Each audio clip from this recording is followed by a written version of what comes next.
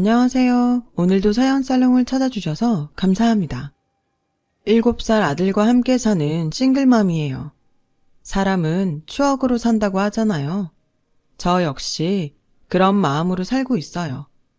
5년 전 사별한 남편을 아직 못 잊고 있거든요.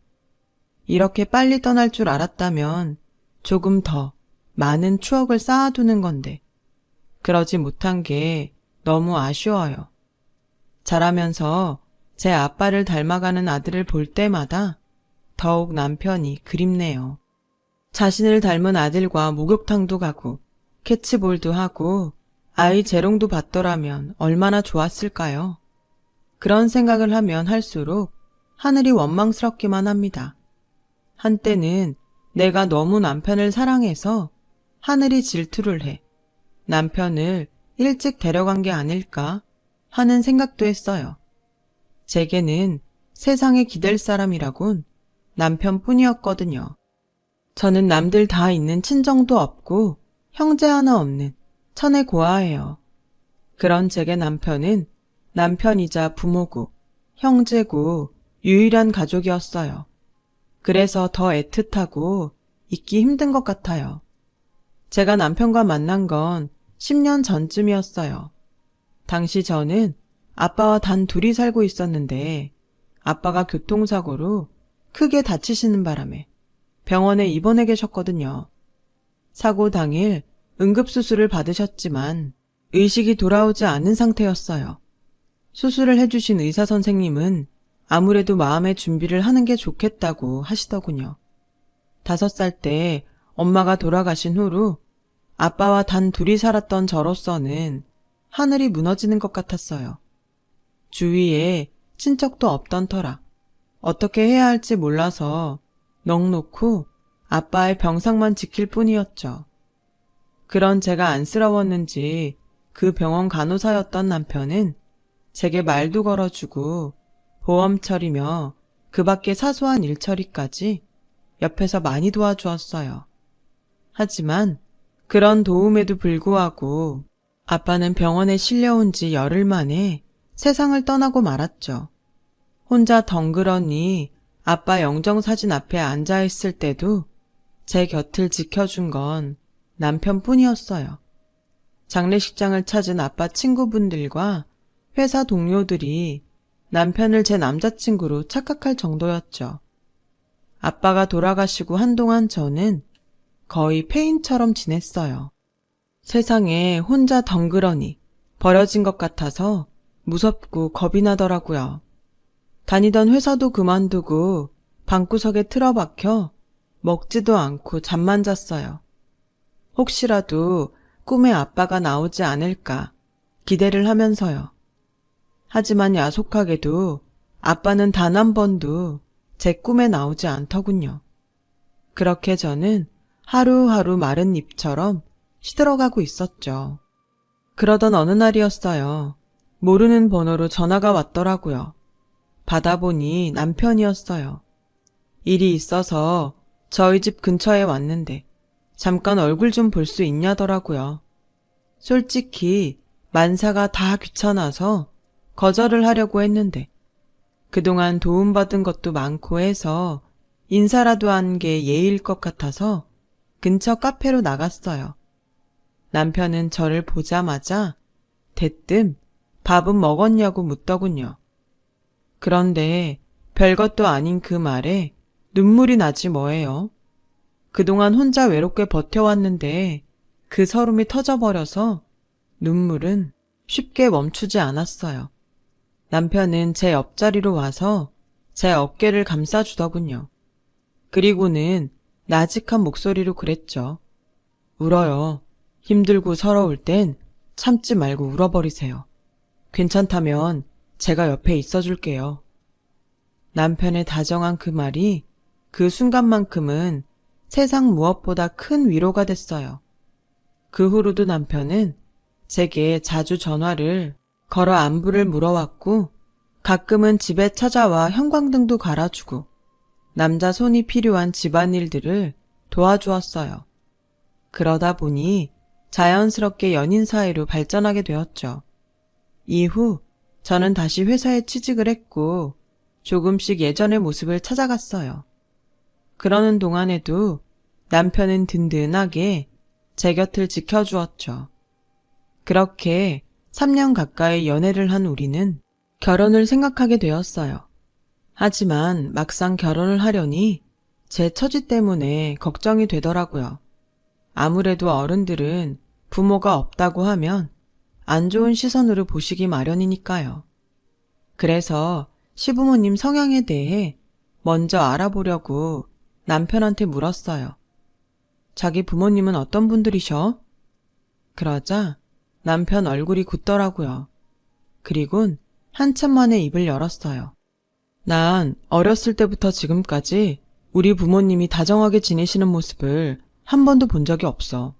아버지가 경제적으로 무능하셔서 어머니가 실질적인 가장 노릇을 하셨거든.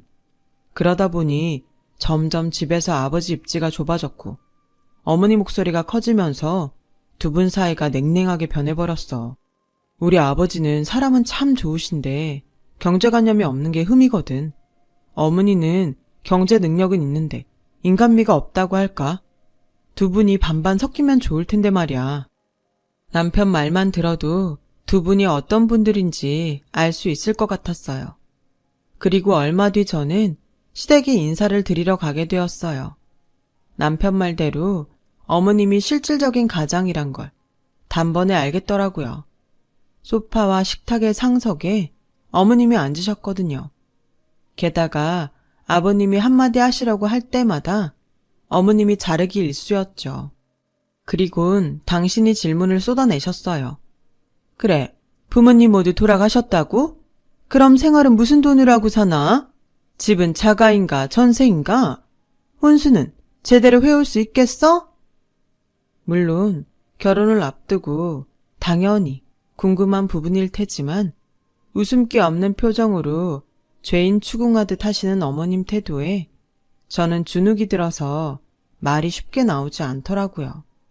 그 모습을 보신 아버님은 일부러 화제를 돌려보려고 하셨지만 그럴 때마다 어머님이 아버님께 윽박을 지르셨어요.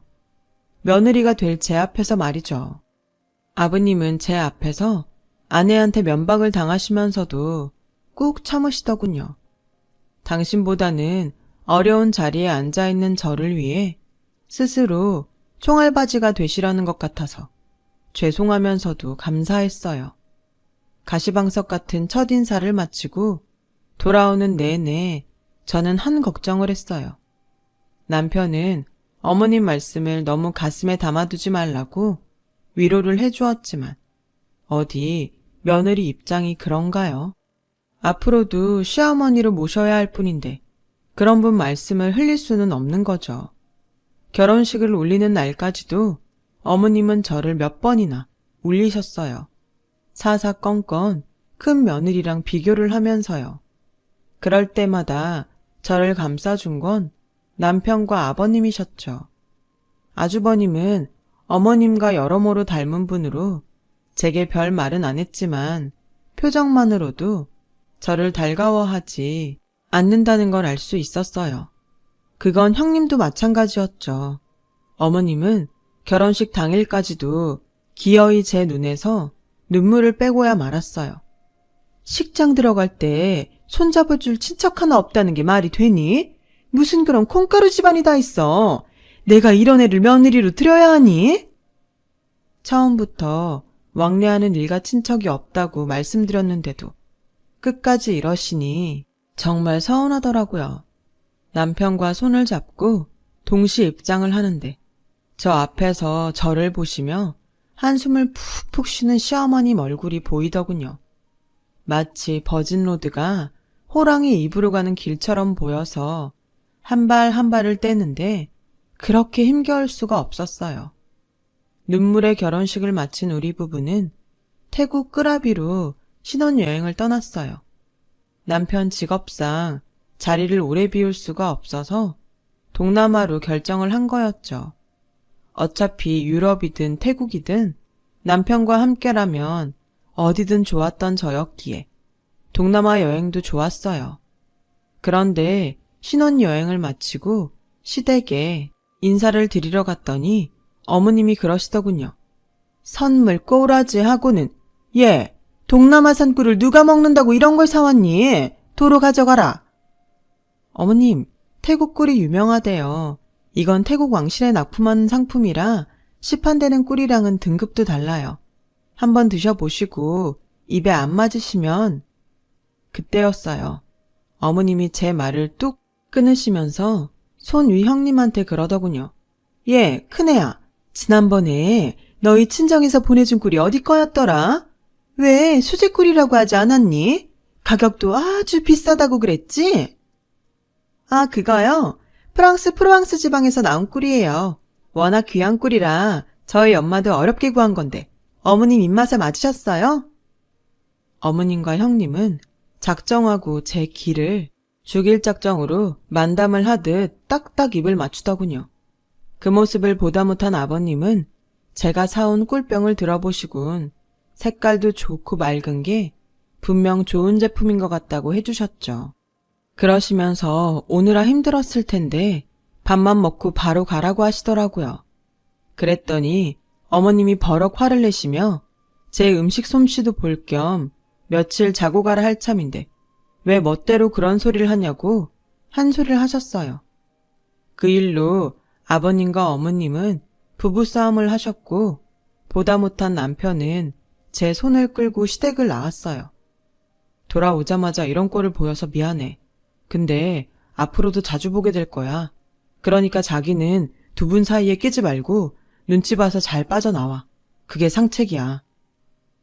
그 말을 하는 남편의 얼굴을 보니 왠지 가엾게 보이더라고요. 어떻게 된 게 양쪽 부모가 다 있는 남편이 천의 고아인 저보다도 더 외롭고 안 돼 보여서 기분이 묘하더라고요. 신혼여행 이후 한동안은 시어머님을 뵐 일이 없었어요. 반면 시아버님은 주말에 종종 저희 집을 찾곤 하셨죠. 세 사람이 근처 하천으로 산책도 가고 집에서 고기를 구워 먹기도 했어요. 사람은 부대끼면서 정이 든다고 아버님과는 금세 정이 들어버렸죠. 명절 때나 시부모님 생신 때 시댁을 찾아가는 걸 빼고는 거의 왕래를 안 하고 지냈어요. 가봐야 어머님한테 좋은 소리는 못 듣고 오니까 점점 발길을 끊게 되더라고요. 그러다가 결혼하고 그 다음 해 저는 임신을 하게 되었어요. 친정 부모가 없는 저에게 아버님은 친정 아빠처럼 이것저것 챙겨주셨죠.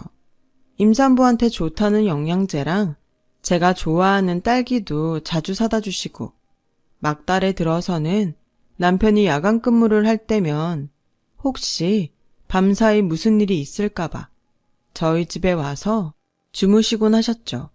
산부인과 정기검진도 함께 가주셨고요. 덕분에 저는 떡두꺼비 같은 아들을 무사히 출산을 할 수 있었어요. 4.2kg으로 평균보다 약간 크게 태어나는 바람에 좀 힘들긴 했지만 그래도 낳고 보니 고생이 싹 사라지더군요. 아버님은 매일 병원에 찾아오셔서 저와 아이의 건강을 살피셨어요. 시어머니는 출산 다음 날 잠깐 들리셔서 애 얼굴만 보고 가셨고요. 출산 휴가를 냈던 저는 3개월 뒤 회사에 복귀해야 했는데 도저히 어린 아들을 떼어두고 갈 수가 없어서 결국 회사에 사직서를 내게 되었어요. 갑자기 수입이 반으로 줄어들자 아버님은 저희 집에 들리실 때마다 쌈짓돈을 제 손에 쥐어주고 가셨죠. 아가, 먹고 싶은 건 사 먹어라. 많지는 않지만 내 용돈은 애비가 줄 테니 돈 아끼지 말고 사 먹어. 나중에 안 사실이지만 아버님은 제게 용돈을 주시기 위해 전단지 아르바이트부터 실버 택배일까지 하셨더라고요. 그 사실을 알고는 아버님이 주시는 용돈을 쓸 수가 없었어요. 그러는 사이 시간을 흘러 우리 아들은 두 번째 돌을 맞게 되었어요. 전날 나이트 근무를 한 남편은 퇴근길에 케이크를 사오겠다고 했죠. 그래서 아버님과 함께 아이 생일상을 차리고 있었는데 모르는 번호로 전화가 온 거예요. 네? 저희 남편이 교통사고를 당했다고요? 케이크를 사들고 횡단보도를 건너던 남편이 뺑소니 차량에 치여 많이 다쳤다고 하더군요. 놀라서 정신을 못 차리는 저를 대신해 아버님이 전화를 받으셨어요. 아이를 안고 아버님과 함께 병원으로 찾아갔는데 저희가 도착하기 몇 분 전에 남편이 숨을 거뒀다고 하더군요. 그 말을 듣자마자 다리에 힘이 풀려 자리에 주저앉고 말았어요. 불과 2시간 전까지만 해도 이제 퇴근한다던 남편이 싸늘한 주검으로 돌아오자 눈앞이 캄캄하고 아무런 생각이 안 들더라고요. 피투성이가 된 남편을 보고 아들은 울음을 터뜨렸고 저는 남편 손가락에 걸려있는 결혼 반지를 보며 하염없이 눈물만 흘렸어요. 그렇게 결혼 3년 만에 저는 남편을 잃고 싱글맘이 되었어요. 장례식장에 앉아 남편의 영정사진 앞에서 넋을 놓고 있는데 시어머님이 달려오셨더라고요. 그리곤 저를 밀치더니 남편의 영정을 끌어안고는 대성통곡을 하셨어요. 한참을 짐승처럼 울부짖던 시어머니는 이게 전부 제 탓이라며 욕을 퍼붓기 시작하셨죠. 이년아, 네가 내 아들 잡아먹은 거다. 지 부모 잡아먹은 것도 모자라 생떼 같은 내 새끼까지 잡아먹은 거라고. 저 물귀신 같은 년 당장 끌어내. 급기야 어머님은 제 머리채까지 휘어잡으시며 저를 장례식장 밖으로 내쫓으셨어요. 남편을 잃은 것도 서러운 판에 시어머니한테 머리채까지 잡혀 장례식장에서 쫓겨나자 더는 이 집 사람들과 엮이고 싶지 않더라고요. 그래서 그날 이후 시댁과는 발을 끊고 연락도 피하고 살았죠. 그렇게 3년이 지난 어느 날이었어요. 아들이 다니는 어린이집 선생님이 제 일터로 전화를 하셨더라고요. 재민이 할아버님이 오셨는데 어머님이 좀 와보셔야겠어요. 전화를 끊은 저는 일터에 조퇴를 하고는 그 길로 어린이집으로 달려갔어요. 가보니 몰골이 엉망인 아버님이 저를 보시곤 반갑게 웃으시더군요. 딱 봐도 한동안 거리에서 생활하신 것처럼 얼굴이며 옷이며 엉망이었어요. 아버님, 몰골이 그게 뭐예요? 무슨 일 있으셨어요? 애미야, 나 너희 집에서 살면 안 되겠냐? 내가 갈 곳이 없구나. 비록 남편과 사별한 뒤 시댁과는 연을 끊고 살았지만 그래도 아버님과는 정이 많이 들었던 터라 매정하게 아버님 부탁을 뿌리칠 수가 없었어요. 그렇다고 남편도 없는 마당에 아버님을 모시고 사는 것도 좀 그랬죠. 그래서 일단은 집으로 모시고 가서 샤워도 시키고 점심을 차려드렸어요. 아버님은 며칠 굶은 사람처럼 허겁지겁 밥그릇을 비우시더군요. 그 모습을 보니 마음이 무거웠어요. 아버님, 도대체 무슨 일이에요? 혹시 집에 무슨 일 있는 거 아니죠? 그러자 아버님이 그러시더군요. 내가 이 나이에 이혼을 당했지 뭐냐. 한동안 시골 당숙집에서 지내다가 거기도 눈치가 보여서 나왔는데 지갑까지 소매치기를 당하는 바람에 길에서 생활을 하다가 염치 없게도 여기까지 오게 됐구나.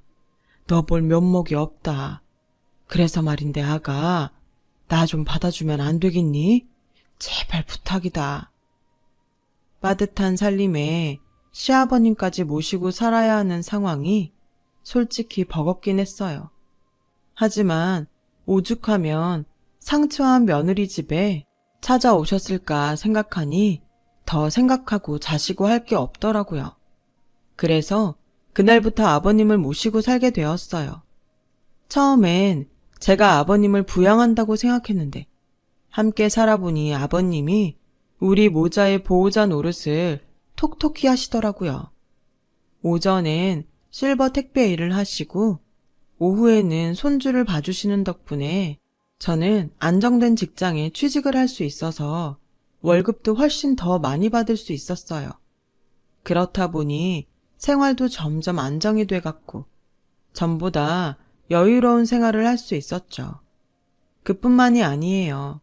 그동안 저를 따라서 여탕에 다니던 아들은 할아버지를 따라 난생 처음 남탕에 가보게 되었고 할아버지와 함께 축구랑 야구 놀이도 할 수 있었죠. 그동안 비어있던 아빠의 자리를 아버님이 많이 채워주셨어요. 덕분에 아들은 표정이 훨씬 밝아졌고요. 남들이 뭐라고 하든 우리 세 사람은 그렇게 서로의 자리를 채워가며 한 가족이 되어갔어요. 그렇게 행복한 나날을 보내던 어느 날, 아버님이 소화가 안 되신다며 식사를 자주 거르기 시작하셨어요. 복통도 동반해서 힘들어 하셨고, 황달 증세까지 보이기 시작하셨죠. 아버님은 소화제 먹고 안정을 취하면 괜찮을 거라고 하셨지만, 제가 보기엔 그렇게 해서 나을 것 같지 않더라고요. 그래서 억지로 아버님을 모시고 동네 병원을 찾아갔더니 CT를 찍어보는 게 좋겠다고 하더군요. 하지만 동네 병원에는 기계가 없어서 대학 병원에 가서 검사를 받았어요. 그랬더니 글쎄 췌장암이라고 하지 뭐예요. 췌장암은 초기 증상이 거의 나타나지 않아서 진행이 많이 된 상태에서야 병원을 찾게 된다고 하더군요. 저희 아버님 역시 많이 진행된 상태였죠. 그럼 치료는 어떻게 해야 하나요? 수술이나 약물 치료 같은 거요. 제 무릎의 담당 의사는 난감한 표정으로 그러더라고요. 현재 환자분의 상태로는 생존율이 1% 남짓밖에는 안 됩니다. 이런 경우 수술을 하기 힘든 상태라 예후도 좋지 않고요. 현재로선 약물 치료도 도움이 되지 않을 겁니다. 그럼 어떻게 해야 한다는 건가요? 그냥 이대로 죽을 날까지 기다리는 것밖엔 방법이 없다는 건가요? 환자분께 인생을 정리할 시간을 드리는 게 좋겠습니다. 하늘이 무너지는 것 같았어요. 불과 얼마 전까지도 식사도 잘 하시고 손주랑 공놀이도 해주실 만큼 건강하던 분이 췌장암 말기라니요. 밖에서 검사 결과를 기다리실 아버님께 상황을 어떻게 전해야 할지 걱정이 되더라고요. 저는 흐르는 눈물을 닦아내곤 아무 일 없는 것처럼 밝은 얼굴로 상담실을 나섰어요. 거기까지는 좋았는데 막상 아버님 얼굴을 보니 저도 모르게 눈물부터 터져 나왔죠. 이런 제 반응을 보시곤 아버님은 짐작하셨는지 더 묻지 않으시더라고요. 아버님, 어떡해요? 아버님은 제 등을 쓰다듬어 주시며 애미야, 사람 목숨이 그렇게 쉽게 끊어지진 않는단다. 내가 당장 죽은 것도 아닌데 뭘 벌써 슬퍼하니. 내가 살아있는 날까지는 우리 그냥 지금처럼 행복하게 지내자꾸나. 기왕 가는 마당에 좋은 기억을 하나라도 더 가지고 가면 좋잖니. 안 그러니? 오히려 시한부 판정을 받은 아버님이 저를 달래주셨고 저는 그런 아버님 뜻에 따라 될 수 있으면 티 안 내고 아무 일 없는 것처럼 행동을 했어요. 하지만 밤마다 아버님 방문 너머에서 들리는 낮은 신음소리마저 모른 척할 수는 없더라고요. 그럴 때마다 화장실에 들어가 물을 틀어놓고 한참을 울었어요. 왜 내가 사랑하는 사람들은 이렇게 빨리 내 곁을 떠날까 한탄을 하면서요. 혹시라도 시어머님 말처럼 저 때문에 제 주위 사람들이 죽는 건 아닐까 하는 생각이 들 정도였죠. 하지만 이런 생각에 빠져 지낼 수만도 없었어요. 제게는 부양해야 할 어린 아들이 있고 아들을 키우기 위해서는 돈을 벌어야 했으니까요. 엄마이기에 약해질 수는 없었죠. 아버님은 하루가 다르게 야위어 가셨어요. 그런데 아버님 몸 상태가 심해질수록 전에 안 하시던 행동을 하시더라고요. 저 몰래 제 지갑에서 종종 1,000원짜리를 훔쳐가시지 뭐예요. 용돈이 필요하신가 해서 몰래 지갑에 돈을 넣어드리는데도 며칠도 안 돼 어김없이 지갑이 텅 비어 있고 제 지갑에 손을 대시더라고요. 이런 일이 반복되자 하루는 아버님께 솔직하게 물었어요. 아버님, 혹시 돈 필요하세요? 지갑에 용돈도 넣어드리는데 왜 자꾸 제 지갑에서 돈을 빼가시는데요? 그러자 아버님은 그런 적 없다고 시치미를 뚝 떼시더라고요. 그래서 혹시 치매라도 온 게 아닌가 걱정을 하기도 했는데 손주한테 수학 공부를 가르치실 때 보면 아주 멀쩡하시더라고요. 그렇게 반년 정도 시간이 흘렀고 드디어 그날이 오고야 말았어요. 아들을 어린이집에 보내고 저도 막 출근을 하려는데 아버님이 다급히 저를 부르시더군요. 그래서 아버님 방으로 가보니 아버님이 화난 표정으로 제게 그러시는 거예요. 아가, 오늘은 몸 상태가 아주 좋구나. 이따 저녁엔 오랜만에 고기나 좀 구워 먹자꾸나. 평소 음식을 잘 못 드시던 아버님이 그날따라 고기를 구워 먹자고 하시길래 좀 놀라긴 했지만 표정도 밝으시고 혈색도 좋으셔서 왠지 안심이 됐어요. 네, 아버님. 퇴근할 때 마트 들러서 한우 좋은 부위로 사올게요. 간만에 한우 파티예요. 그렇게 웃으면서 저는 출근을 했고 그게 아버님과의 마지막 대화였어요. 한우를 사들고 퇴근해 보니 아버님이 침대 위에 잠들어 계시더라고요. 하지만 아무리 흔들어 깨워도 일어나지 않으셨어요. 그렇게 아버님은 주무시다 조용히 세상을 떠나셨어요. 냉장고엔 아버님과 함께 구워 먹으려고 사둔 한우만 남아 있었죠. 아버님의 장례를 치르면서 몇 년 만에 시댁에 연락을 했는데 없는 번호라고 나오더라고요. 그래서 어머님과 아주버님 휴대폰으로 전화를 했지만 그 번호도 연결이 안 되더군요. 마지막으로 형님 휴대폰으로 전화를 했더니 형님이 대뜸 그러더군요. 나 이제 그 사람이랑 남남이야. 아주 그 집 식구들이라면 치가 떨려. 동서도 어지간하면 그 집이랑 연락 끊고 살아. 괜히 연락했다가 발목 잡히지 말고. 이게 내가 동서한테 해줄 수 있는 마지막 충고야. 알았어?